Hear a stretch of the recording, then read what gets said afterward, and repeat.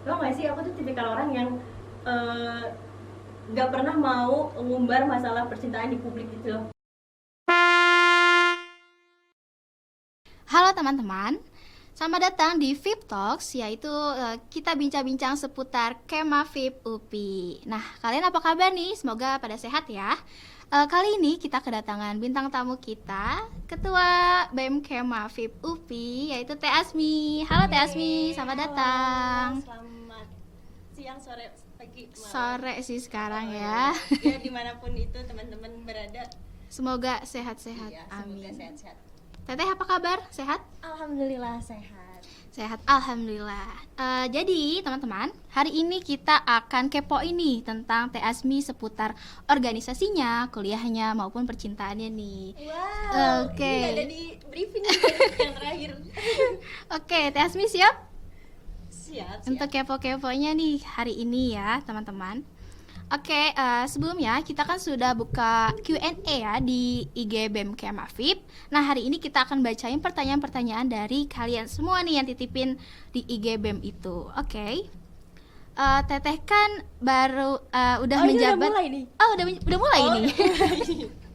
Jadi kan Teteh sudah beberapa bulan ini udah menjabat sebagai ketua BEM Kema VIP UPI. Gimana Iya, sih iya. rasanya, Teh?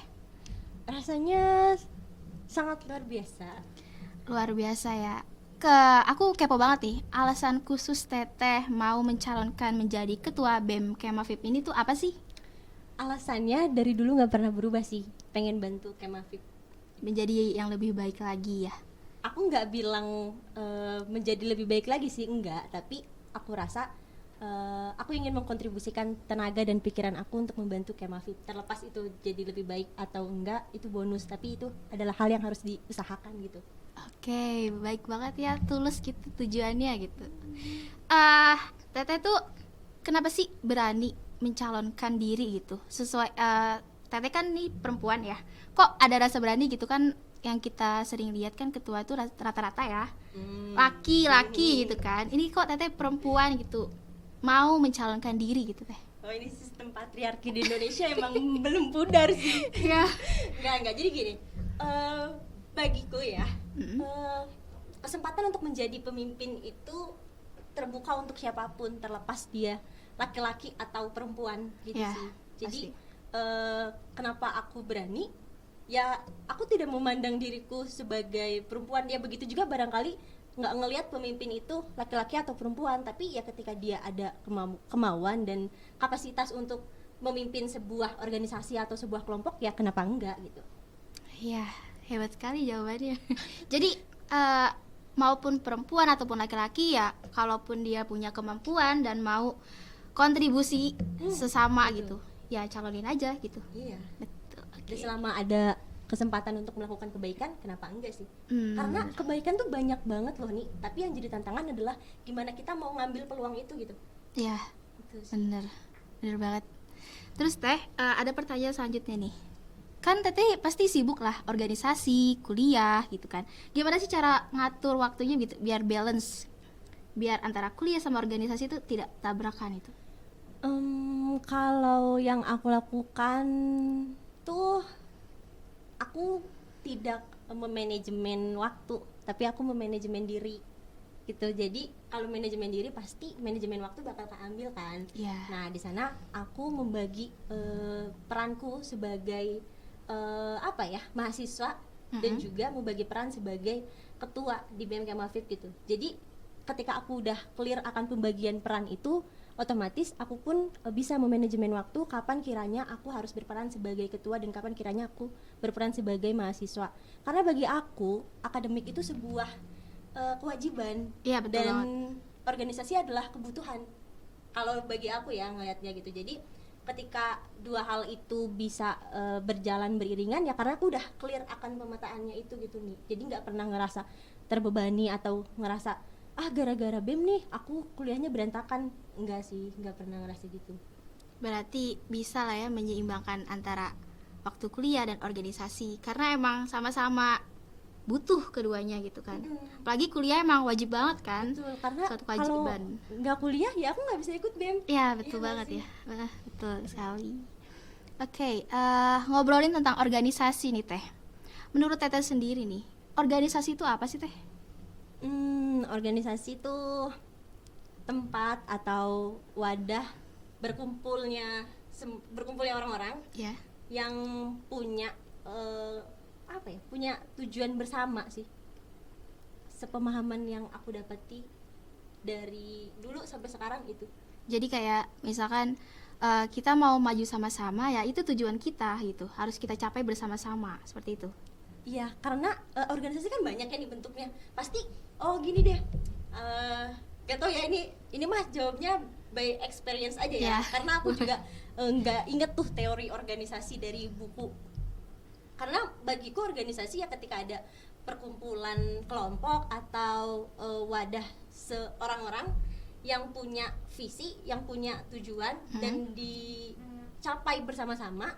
Terus juga di sana ada strukturnya di organisasi. Itu yang membedakan, mungkin yang membedakan perkumpulan doang dengan organisasi ya, karena ada strukturnya sih kalau di organisasi. Gitu. Jadi organisasi itu emang penting banget lah bagi mahasiswa ya, untuk menambah pengalaman juga. Iya gak sih Teh? Aku nggak mau bilang iya sih, karena semua orang kan punya kebutuhan aktualisasi dirinya masing-masing ya nih. Kalau bagi aku iya, dan mungkin beberapa kelompok atau orang-orang kita yang berorganisasi mungkin memandang itu sebuah kebutuhan gitu. Tapi kalau ada mahasiswa yang emang lebih suka berkarya secara sendiri, ya it's okay, nggak apa-apa. Iya, kan kalau di kuliah tuh kan ada istilah kupu-kupu, kura-kura, sama kunang-kunang gitu. Kunang-kunang apa? Kuliah nangkring itu kan. Kalau kupu-kupu kan kuliah pulang. Kalau kura-kura kan kuliah rapat gitu kan. Iya. Gitu. Oh, berarti aku punya ini nih. Ini baru nih kepikiran di sini. Apa? Kayaknya yang penting tuh bukan berorganisasi sih di kuliah. Yang penting kita punya teman di kuliah. Iya. Karena kalau misalnya kuliah nih, bayangin aja selama 4 tahun kita nggak punya teman diskusi, kita nggak punya orang untuk berbagi pikiran. Jadi gimana pikiran kita bakal berkembang kalau kita nggak ada orang yang bisa diajak diskusi bareng, nggak ada yang ngasih feedback akan apa yang kita rumuskan gitu. Iya benar sih. Kadang-kadang emang kalau lagi ngumpul gitu enaknya diskusi apa aja random gitu, ngobrolin, ntar nyampe subuh. Mungkin yang kunang-kunang juga kuliah nangkring outputnya bakal bikin bisnis bareng kan ya, bisa jadi kan? Kopi kayak kopi shop kayak sekarang ngetren gitu kan. Jadi hasil dari kunang-kunang itu ya kafe. Iya, kafenya buat nongkrongnya mereka juga. Iya bener. Terus kan biasanya kan di Teteh ini kan organisasi kok sibuk kan. Pernah gak sih Teh ngerasa kayak capek, pengen udahan gitu? Apalagi kan ini udah beberapa bulan Kak Teteh menjabat. Pasti udah ngerasa capek gak sih? Capek itu tanda kalau kita masih manusia. Aku pun merasakan hal itu ya, capek. Tapi kalau mikir pengen udahan deh, kayaknya nggak pernah sih. Nggak, karena aku tipikal orang yang ketika mengambil sebuah keputusan pasti mikirnya nanti gimana, bukan gimana nanti gitu. Jadi pasti sebelum aku memutuskan untuk mengiyakan dan bersedia untuk jadi calon ketua, pada saat itu aku pun udah punya prediksi ke depan tuh bakal ada hal apa aja yang aku korbankan, ada hal apa aja yang aku hadapi. Jadi ketika di posisi capek, ya udah istirahat gitu.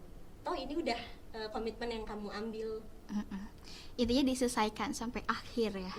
Karena emang tujuan Teteh kan awalnya udah pengen nih menjadi ketua gitu. Berarti kan emang harus ada yang dikorbankan juga, harus ada yang dikorbankan sih pasti ya. Kayak waktu untuk istirahat mungkin. Kan Teteh pasti jadwalnya padat banget kan. Kayak jadwal tidur pasti gak teratur kan? Iya, pasti banget. Coba tidur sehari berapa jam?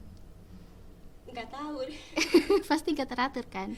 Nah di situ sih emang pengorbanan sih paling penting ya. Yang penting ikhlas jalaninnya. Gini, aku mengamini apa yang dia ucapkan sih. Dia bilang gini, bukan tanggung jawab yang dikurangi, tapi beban yang ditambah. Gitu nggak ya? Iya gitu.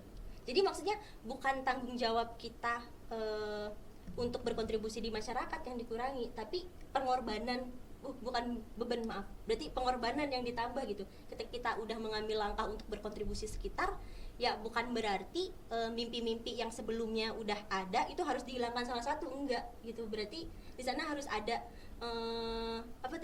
pengorbanan yang Iya. ditambah dari diri kitanya. Hmm. Itu ya kata dia dan aku mengamini ucapannya. Baik. Ini obrolan kita memang sedikit berat, Oh tapi iya ya, kenapa ya? gak apa-apa kan ini kita kepo-kepo tentang Teh Azmi kan. Nah, di samping itu pasti Teteh di sampingan organisasi sama kuliah ya, pasti ada masalah, bukan masalah sih, individual gitu tentang percintaan ataupun ya Ini percintaan ada di sih. skrip, betul. Bisa aja kan Teteh kayak gimana sih ketika Teteh lagi sibuk berorganisasi Waduh, dan beneran kuliah dibahas dong. kuliahnya gitu. Gimana nih? Pasti kan kalau percintaan pasti harus meluangkan waktu juga kan. Gimana tuh Teteh kayak mengaturnya gitu? Wah itu mah aku tau gak sih, aku tuh tipikal orang yang nggak pernah mau ngumbar masalah percintaan di publik gitu loh.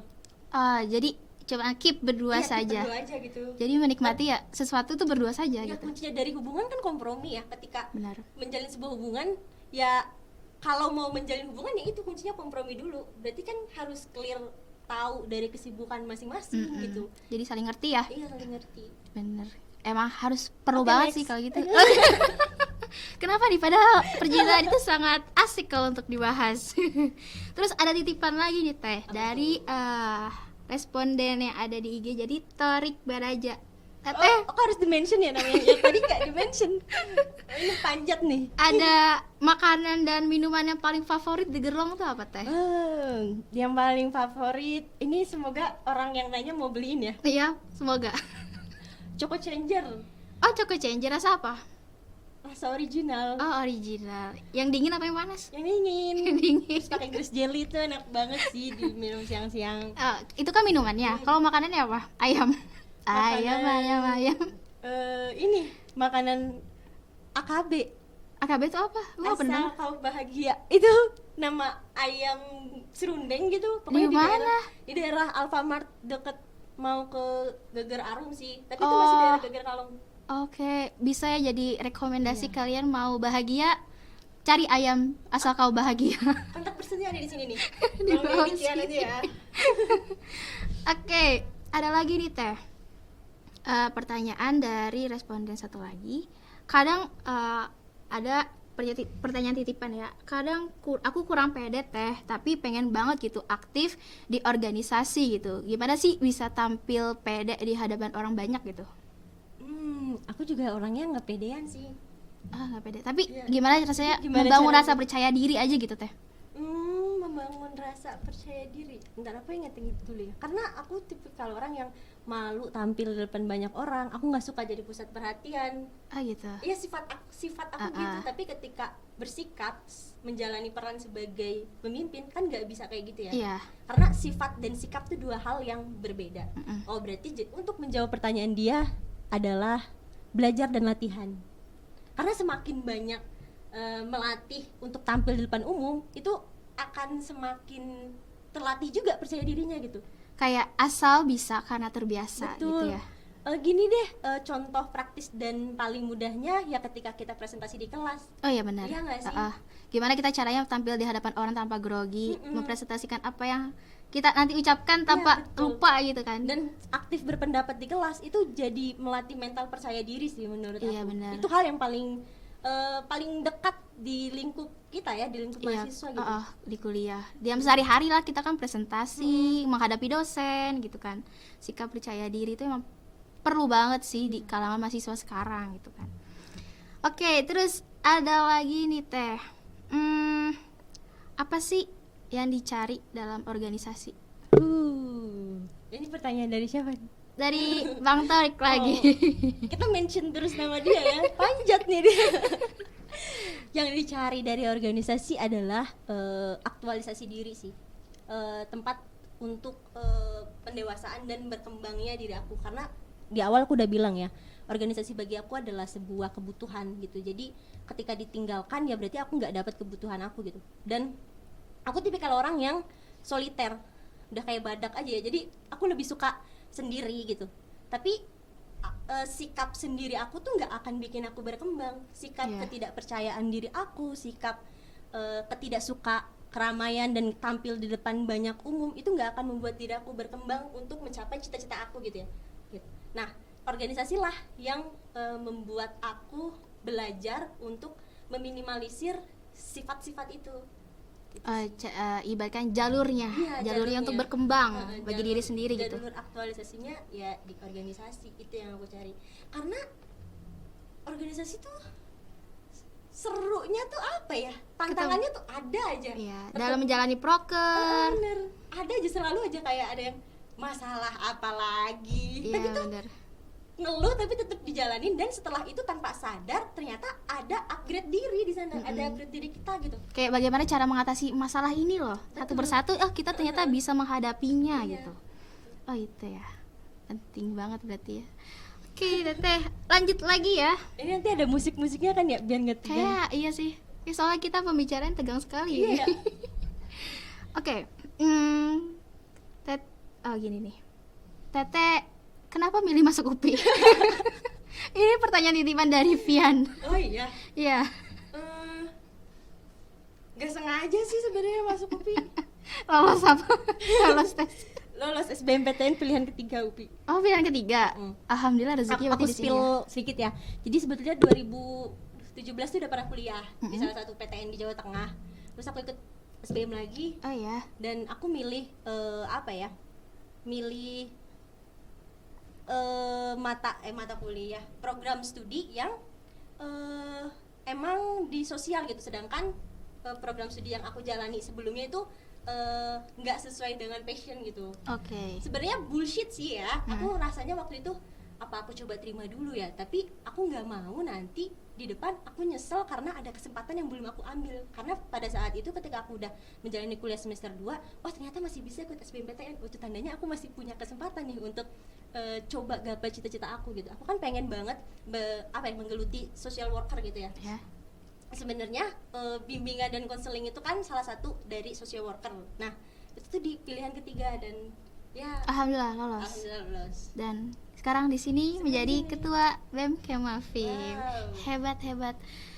Teteh, aku kepo juga sih tentang perjalanan Teteh sebelum naik jadi ketua BEM. Itu pasti kan mempertimbangkan berbagai hal kan. Apa sih kayak Teteh tuh harus mempersiapkan apa sih kayak sebelum naik jadi ketua BEM gitu? Persiapan gitu Teh. Mengenal BEM Kemafib sih. Mm-mm. Karena aku kan dari eksternal ya, dari eksternal BEM Kemafib, karena tahun lalu aku bukan demisioner BEM Kemafib. Oh ya. Aku hanya menjadi pengamat BEM Kemafib dari luar, karena pada saat itu aku juga diamanahi jadi wakil ketua himpunan di BK. Terus tahu perjalanan BEM Kemafib selama 3 tahun yang ngelihatnya dari LPG-nya gitu. Oke. Aku pelajari, terus di sana juga aku coba baca-baca tentang gimana caranya bikin grand design organisasi untuk bikin analisis proker yang emang based on keberjalanan organisasinya. Itu sih yang aku siapin gitu. Jadi aku nganalisis keberjalanan BEM Kemafib selama 3 tahun. Ternyata kalau di grand matrix strategi itu ternyata ada di kuadran 1 gitu. Nah, di kuadran 1 itu nantinya bakal dipetakan rekomendasi program kerjanya apa aja gitu. Itu ada ternyata ilmunya, dan aku proses untuk akhirnya ambil keputusan untuk mencalonkan diri, ya aku berprosesnya mempersiapkan hal itu gitu. Selama 3 tahun. Bukan selama 3 tahun, maksudnya yang dianalisis adalah keberjalanan BEM Kemafib selama 3 tahun. Oke. Gitu. Aku mempersiapkannya itu. Kenal dulu BEM Kemafib tuh kayak gimana, biar aku tahu gimana caranya membawa BEM Kemafib selama 1 periode gitu. Gitu. Berarti emang udah matang banget ya persiapannya. Kata orang-orang sih iya, Ya. tapi kalau kata aku sebenarnya untuk menyelamatkan diri agar aku nggak malu di SU. Biar aku tuh bisa jawab pertanyaan orang-orang gitu, biar pas orang-orang nanya kamu mau ngapain di BEM Kemafib, ya aku udah bawa nih analisis aku gitu loh. Itu sesimpel aku biar nggak malu aja di SU. Oh gitu. Tapi keren loh Teteh, kayak Teteh sudah mempersiapkan ini sampai sekarang, sudah menjabat pun. Ya aku kelihatan Teteh kayak kalau aku yang rasain ya, rasa Teteh ke kita tuh kayak kekeluargaan gitu. Yang aku rasain ya. Iya. Ini bukan peres. Ini gak peres. Tapi yang aku rasain, kan aku juga awalnya kan kenal-kenal kayak Mafib, pengen coba-coba aja gitu kan, masuk masuk pengen ngerasain pengalaman kayak gimana gitu. Ternyata setelah aku gabung emang sih awal-awalnya kayak ngerasa kayak belum terlalu ramai, masih sepi gitu. Ternyata pas setelah main ke Kema, ngobrol sama anak-anak Kema, anak-anak divisi, satu divisi, ketemu Teteh, ketemu anak-anak divisi lain, kayak ngerasa jadi keluarga gitu. Itu menurut aku ya gitu. Jadi kayak aku betah sekarang di Kema gitu. Jadi emang ya kita tuh harus mengenal dulu, baru kita tahu rasanya seperti apa. Seperti dalam hubungan kan, kita harus kenal dulu baru kita merasakan nyaman. Iya kan? Gitu. Bisa banget nih Mbak Nia. Oke, udah berapa menit kita ngobrol nih? Iya ya. Kayak kalau masih ada waktu aku pengen nanya-nanya lagi, kayak Teteh tuh di BK kan ya? Gimana rasanya Teh kuliah di BK? Kuliah di BK rasanya seru. Nggak ada jawabannya. Iya, maksudnya apa ya? Kayak pengalaman teman-temannya dari mata kuliahnya atau yang Teteh sudah jalani gitu. Itu seperti apa? Aku ngerasanya kuliah di BK tuh berobat jalan sini. Berobat jalan. Iya, jadi Maksudnya? gini, apa ya? Kan BK kan bahas juga teori psikologi perkembangan. Terus bahas juga dasar-dasar konseling gitu. Nah, di sana kan kita jadi tahu, oh ternyata latar belakang orang bersikap kayak gini ternyata ada dilatar belakangi oleh luka masa lalunya atau apa gitu ya. Dan aku selalu merasa, oh iya ternyata sikap aku yang terbentuk saat ini adalah ya memang pengaruh dari pola asuh, terus pengaruh dari lingkungan, pengaruh dari luka masa lalu misalnya. Dan itu yang bikin aku sekarang jadi sadar gitu akan diriku sekarang. Nah, aku dapetin itu di BK. Makanya aku bilang itu sebagai berobat jalan. Banyak ilmu yang didapat ya. Belajar ilmu konseling tapi lebih ngerasa jadi ngonseling diri sendiri gitu loh. Jadi kita bisa memahami diri sendiri gitu. Jadi treatmentnya seperti apa nih kalau kita lagi seperti ini gitu. Iya. Jadi bisa langsung diterapin di diri sendiri gitu ya Teh. Iya. Oke. Terus kalau untuk di organisasi himpunan nih ya, Teteh aktif sebagai Terakhir dia maneh jadi wakil ketua himpunan. wakil ketua himpunan. Oke. Di tahun pertama aku, jedut. Di tahun pertama aku sebagai sospol. Oh, di divisi sospol. Sekarang menjadi ketua BEM Kema. Jadi ketua BEM tuh nggak ada loh dalam list aku. Karena waktu mahasiswa baru semuanya suruh bikin list nggak sih 4 tahun ke depan mau ngapain. Iya, kayaknya aku tapi lupa. Nah, masuk himpunan jadi wakil ketua himpunan, jadi ketua atau wakil ketua himpunan itu ada di list aku, tapi BEM Kemafib tuh nggak ada di list aku. Jadi ini emang rezeki. Wow, jalan Rezeki Tuhan tuh emang, nggak ada dan yang tahu. iya betul, nggak ada yang tahu ya jalanan hidup seseorang. Bisa saja besok Teteh nyalonin jadi Wow. BEM. Oh, ini ada ini ya nggak sih, nanti ada sensor-sensoran nggak sih? Tolong tadi yang tadi di ting Iya. gitu. Boleh tadi kita sensor ya. Terus apa lagi ya? Aku sebenarnya kayak Nia, kamu tegang banget ya iya. Ini aku keringet dingin tau. Oh, Karena iya. ngerasa ngobrol sama ketua BEM tuh kayak aduh, takut gak bisa menyeimbangkan gitu. Enggak. Takut nanti obrolannya jadi kaku atau seperti apa. Jadi aku tegang sekali ini sebenarnya. Terus apa lagi ya? Kayak Teteh tuh di dalam Kema VIP ini cara nge-treatment teman-teman divisi gitu, biar nanti rasa kekeluargaannya itu ada gitu. Itu ada gak sih cara Teteh seperti apa gitu?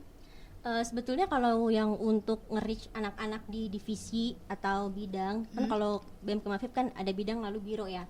Nah itu tuh emang udah bukan diserahin sebetulnya, tapi akan lebih optimal dikoordinir oleh kabid dan juga kabironya gitu. Karena ketika aku yang nge-reach semua anggotanya berapa ya, 91. Wah, banyak juga Itu ya. akan treatmentnya mungkin nggak akan berhasil gitu. Tapi yang aku lakukan adalah selalu menanyakan kabar dari anak-anak dari tiap bidangnya ke Kabid dan juga Kabironya, karena kalau di BEM Kemafib kan ada rapat pimpinan. Oh ya. Nah, pembahasan yang paling pertama kali aku selalu nanya gimana kabar internal bidang, karena aku cuma tahu ya dari mereka gitu, dan mereka yang sering berkomunikasi dan juga interaksi langsung sama anak-anaknya gitu kan. Iya. Bisa mengetahui kondisinya divisi masing-masing lewat kabitnya gitu. Terus ini Teteh tuh pengen seperti apa sih kepemimpinan Teteh gitu di sekarang di ketua BEM itu, kayak misalkan pengennya kekeluargaan atau sifatnya kayak gimana gitu Teh? Kepemimpinanku gimana deh, maaf Kayak aku misalkan nggak ke pertanyaannya. iya, oke. Kayak misalkan gini Teh, pengen kepemimpinan Teteh tuh seperti apa gitu, kayak misalkan Teteh maunya kayak gini, harus on time di rapat atau kayak gimana, saling terbuka gitu. Kalau aku pengennya antara kekeluargaan dan keprofesionalitasan bagi aku tuh bukan dua hal yang harus dipisahkan sih. Karena kalau ibarat burung gitu ya, diibaratkannya burung, keprofesionalitasan adalah sayapnya, sedangkan kekeluargaan adalah tubuhnya. Jadi burung itu nggak akan bisa terbang ketika nggak ada sayapnya. Sayap burung nggak akan bisa ada ketika nggak ada tubuhnya. Oh iya. Gitu, itu yang prinsip kekeluargaan dan profesionalisme dalam organisasi. Jadi nggak bisa menjalankan organisasi cuma dengan prinsip kekeluargaan, karena organisasi ada tujuan. Iya. Gimana cara tujuannya ya dengan profesional kerjanya gitu. Dan itu yang harus diseimbangi ketika ada proker yang harus dijalankan ya jalankan, tapi jangan lupa apresiasinya, bondingnya gitu. Misalkan ada kan kalau bonding dari PSDO kan nanti diatur di sana gitu. Semua bidang sebenarnya punya tupoksinya masing-masing sih, dan untuk mengurusi internal ya aku berkoordinasinya sama teman-teman PSDO gitu. Iya, benar. Kadang kan tapi ada ya kayak dalam diri gitu males gitu kan menjalani misalkan proker yang terlalu berat, ataupun karena kurang dukungan dari teman-teman sekitar gitu. Jadi tuh kayak ngerasa udahlah lalain aja gitu proker gitu. Nah, Teteh, aku cuma pengen nanya gini aja, Teteh sebagai pemimpin gitu kan, ketika ada seorang anggota kayak bukan malas sih, kekurangan motivasi dalam menjalankan sebuah proker gitu, Teteh tuh gimana gitu memberikan mungkin treatment motivasi, ataupun emang nggak bisa langsung dari ketua sih, tapi misalkan dari ngobrol-ngobrol gitu, apa sih yang pengen Teteh sampaikan gitu? Nah ini nih yang aku dapetin di BK dan aku terapkan di organisasi adalah sikap seseorang itu kan hanya kelihatan dari luarnya aja ya. Nah kita harus gali nih di dalamnya apa, dan ketika ada orang yang gak kontribusi di organisasi, jangan langsung dijudge, karena di BK nggak diajarin gitu sih. Jangan langsung dijudge, oh dia males, oh dia lalai nih menjalankan tugas. Enggak, tapi cari tahu dulu alasan dia melakukan itu apa ya gitu. Apakah dia nggak nyaman sama iklim organisasinya, terus alasan dia tidak hadir di rapat apakah ada kegiatan lain, itu yang harus dipahami dulu gitu. Nah setelah kita tahu si latar belakangnya apa, baru dikasih treatment. Dan ngasih treatment kan emang nggak bisa sekali dua kali. Iya, ya, betul. Nah dicoba dulu langkah itu memberi treatment, tapi ternyata memang nggak bisa. Jangan lupa organisasi kan tadi ya berjalannya dengan prinsip profesionalisme ya, juga benar. kan.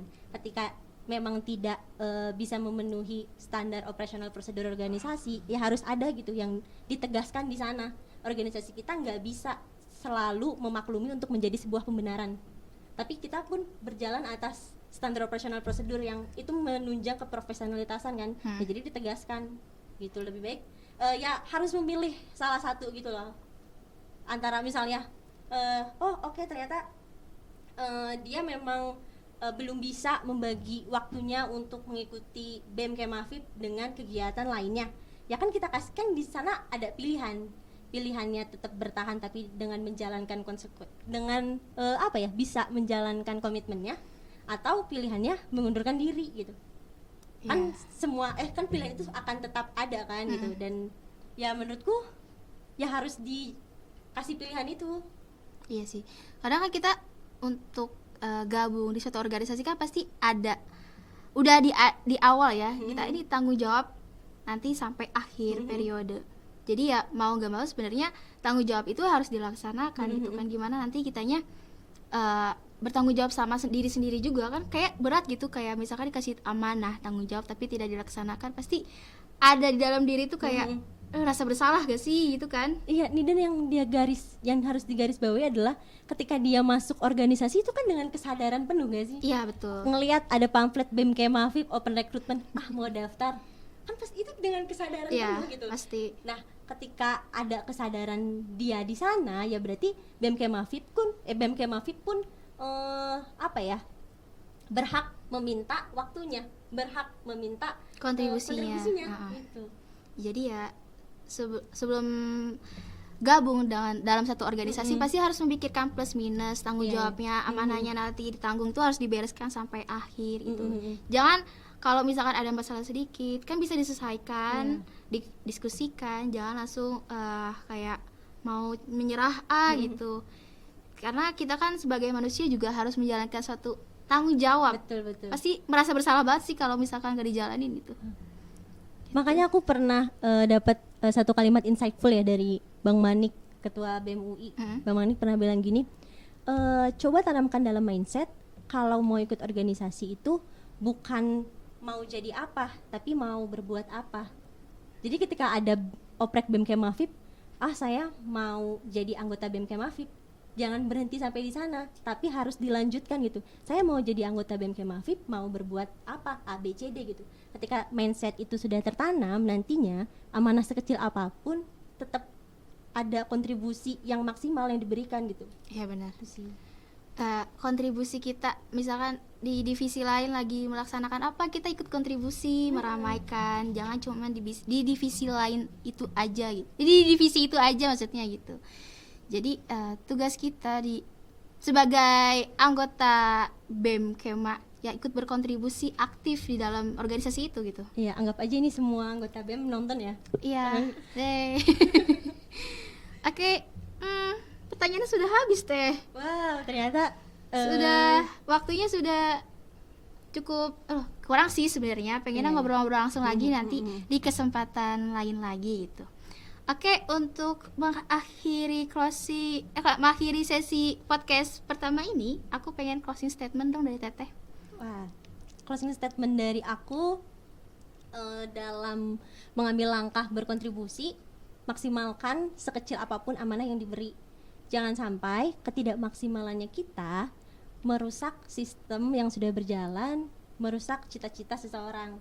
Karena kan barangkali di sebuah organisasi itu ada nih yang pengen organisasi ini berkembang, misalnya punya acara secara nasional. Tapi ketika kita dikasih kontribusi jadi humas misalnya, tapi nggak optimal, ya publikasinya nggak jalan, ya gimana caranya dia mau mau publish secara nasional, orang humasnya aja nggak jalan kan. Itu sekecil itu loh kontribusi kita yang optimal itu sangat dibutuhkan gitu. Benar. Itu sih, itu bukan closing statement ya. Gak apa-apa. Mungkin ada kata-kata satu lagi terakhir untuk mahasiswa baru nih yang sekarang baru masuk ke dunia perkuliahan gitu. Biar termotivasi gitu untuk kuliahnya maupun nanti mungkin mau join organisasi gitu. Closing motivasi gitu. Atau kata-kata apalah, sepatah dua kata, tiga kata. Ini awkward moment banget. Bebas Teh. Aduh. Buat mahasiswa baru Ya. Jangan membatasi diri untuk berproses. Terus berkembang. Oke. Udah. Ya gitu closingnya. Nanti bakal ada bumper kan ya? Oh ya. Semoga.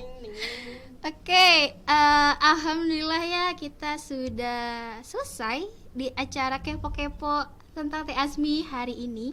Terima kasih ya Teh Azmi sudah menyempatkan hadir di podcast pertama ini. Oh ya, ini aku mau nyampein sesuatu nih. Boleh. Buat teman-teman yang ngelihat ini, boleh ambil yang baiknya aja ya. Karena apapun yang aku sampaikan tadi ya itu dari kepala aku gitu. Dan teman-teman berhak untuk tidak setuju akan apa yang aku sampaikan. Iya, benar. Oke, terima kasih Teh Azmi sudah menyempatkan hadir di sini. Jangan kapok-kapok ya. Oke, nanti kalau lain waktu kita bisa ngobrol lagi, mungkin nanti di sekre.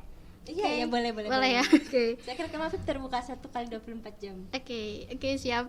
Oke, terima kasih ya teman-teman yang sudah menonton podcast kita kali ini. Jangan lupa follow IG VIP Fair. Di situ nanti ada kegiatan seputar seni, mungkin nanti ada di sana. Pokoknya kepoin aja ya di IG VIP Fair. Dan aku mau ngucapin terima kasih banyak ke teman-teman yang sudah nonton. Jangan lupa like, comment, and subscribe di bawah ini. Dan udah kali ya, aku tutup aja. Sampai jumpa di lain kesempatan. Dan wassalamualaikum warahmatullahi wabarakatuh. Terima kasih Tasmi. Waalaikumsalam warahmatullahi wabarakatuh. Yeay, sama-sama semua.